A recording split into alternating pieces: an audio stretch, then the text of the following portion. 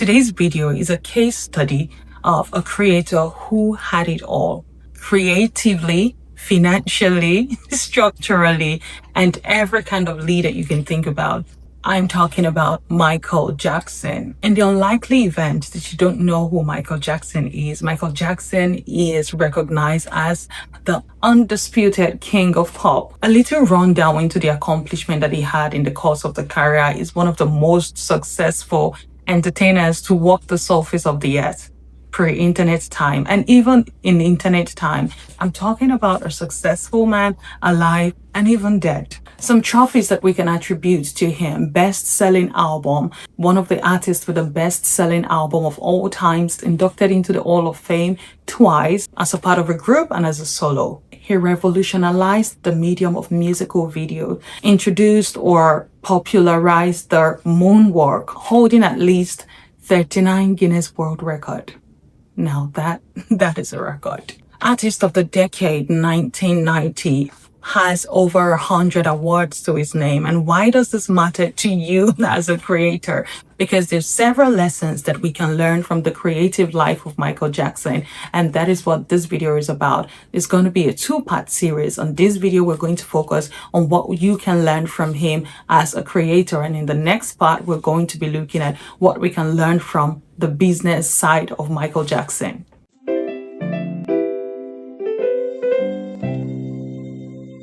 This video is not just going to be motivational talks, but structural habits that you can apply in your creative journey right now. From the one who has applied it and has absolutely worked and is still working, even though he's no longer here with us. And by the way, I'm a Micheal Jackson fan. I like him fiercely. First is mastering the craft. Mastering the craft, whatever creative side you've decided to engage in, or where your natural giftings are and you've decided to explore it and share it with the world. It's not sufficient, as we can see from the life of Micheal, to have the natural talent. Micheal Jackson was an absolutely talented man, but at the same time, he put in the work to master the craft. So when we think of the moonwork, his dance, his singing, vocally, he was a master of his craft all around. So that means for him, there was no, I'm talented and that's it, right? So it's about owning the craft, owning it, getting better and better at it, because that is key. And that is something that was very visible with Micheal Jackson. He had the talent, no doubt, as a lot of persons have, but he took the extra mile to master the talent. And sometimes that's something that is missing with a lot of creatives these days.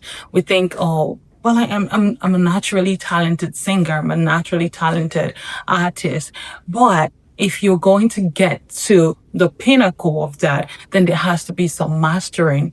And now you have to think, what are you doing to improve on your skills, to improve on your craft? What are you learning? Who are you listening to? What are you taking? What are you doing to own the craft and to be a master of the craft? Micheal Jackson is not famous because he's talented.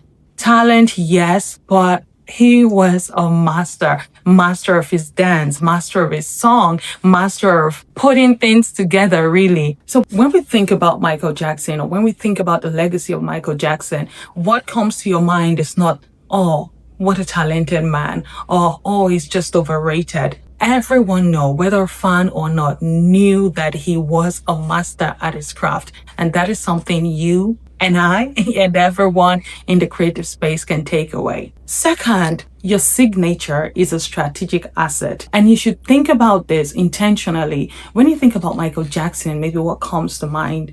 Maybe you're thinking the moonwalk, you're thinking the fedora hat, you're thinking the gloves, you're thinking the white socks, the bandage on the fingers. You're thinking this thing because those were a part of his creative identity, and those were something that were intentionally formed, intentionally fashioned to be a part of his identity.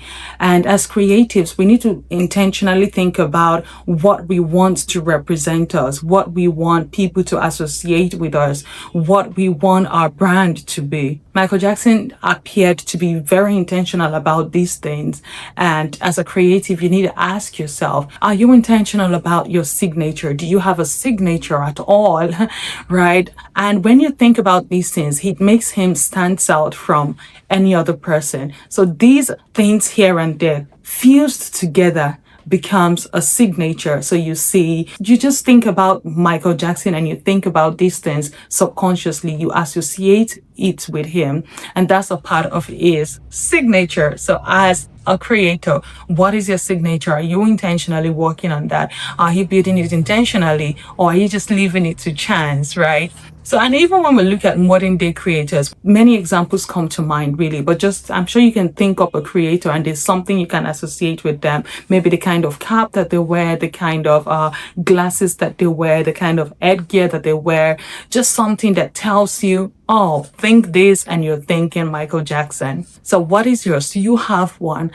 You need to develop them intentionally and strategically, and of course, in alignment with your creative self, and of course, protect them. In the LSCC IP program, we talk more extensively on protecting a part of your identity and everything that represents you as a creative. And so if you'd like to enroll for the program, of course, the link will be in the description. So hopefully we'll see you there. Third is that collaboration is key. Collaboration is critical to success as a creative. You're not going to do it successfully on your own. Or let me say that it's going to be very, very difficult. The best of things, typically or generally speaking, comes out when you put out your best and you also get inputs here and there from other creatives, you just get expertise from everywhere. For example, if we're looking at the Michael Jackson situation, when we look at the Thriller album, for instance, it was not even written by Michael Jackson. It was produced by Quincy Jones, right? Michael Jackson sang it, of course, did the dance in the video and all of that. But it's a lot of effort and it's not a one-man show. If we're thinking about success on a larger scale, it's never a one-man show. And this is something that creatives need to bear in mind if you intend to scale. Of course, I'm saying this assuming that you intend to scale with your creativity. There are persons that do not intend to scale with their creativity, and creativity for them is an outlet. The expression of creativity is an outlet and they're just letting it out, right? But I'm saying this, if you have it in mind to scale up things, it's going to be really, really difficult trying to do everything by yourself. I can tell you this any day and any time. It's very difficult. And that is not the footprint that Michael Jackson, our case study in this video, left for us. It tells us that collaboration is key. There's partnerships here and there. But let me say at this point that as a creative, if you're going into collaboration of one kind or the other, then you have to do that carefully. You have to do that protecting your own interest. And so we're talking about contracts, which again is one of the topics that we discussed in the LSCC IP program. We looked into contract terms to help creators understand the basics of contract and just know what they're doing, especially when they're working with other people. So some creatives, they just stay away from collaboration because they're afraid of losing things. They're afraid of just working with other people. They're afraid of losing themselves and losing their work. But the Michael Jackson template is saying that you cannot scale without collaboration, but you can and you should collaborate carefully, legally, and protecting your own best interest. So think about this as a creative. How have you been? Do you shy away from collaboration, or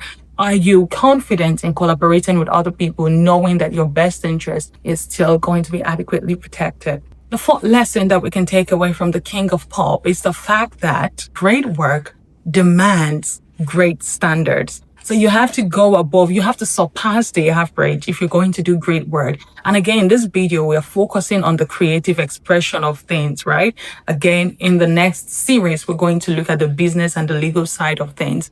But for this video, let's keep it creative. And so great work, again, demands or requires great standards. When I first watched the Thriller video, I was like, oh my God, what is this? When I was much younger, right? But now I look at it and I see it as a masterpiece. that was something completely different. It was not what musical videos used to be at the time. Michael Jackson created an entire shift in how musical videos were being produced, at the time. So he made short films of his music, and Thriller was 14 minutes. By the way, if you want to see Thriller, I will link it somewhere, maybe here, maybe in the description. You haven't seen Thriller? Anyway, if you look at Michael Jackson's work and you see that it surpassed regular standard. So his work was excellent all around. 10 over 10 across board, really. And that's something that a creative should take away from this. Honestly, there are times that you might not be able to meet this standard, maybe for financial reason, you don't have enough expertise. In this case, you then have to decide what you can do about it. Get help and collaborate, like we talked about in the previous video. And if you've made this mistake, it's all right. The point of making this video is to take these lessons and learn. I've made some of these myself, if I'm being honest, right? But just sitting down to look into the life of Michael Jackson, especially in this time, I knew that I had to share this video with the Legally Smart creator circle. And so, as a creator, if you're a singer, your singing should surpass regular standard. Again, it ties back to the first point that we talked about mastering the craft. If you're an artist, your work has to should surpass. Again, going forward, okay? Let bygones be bygones, because if we had to go back, oh my God.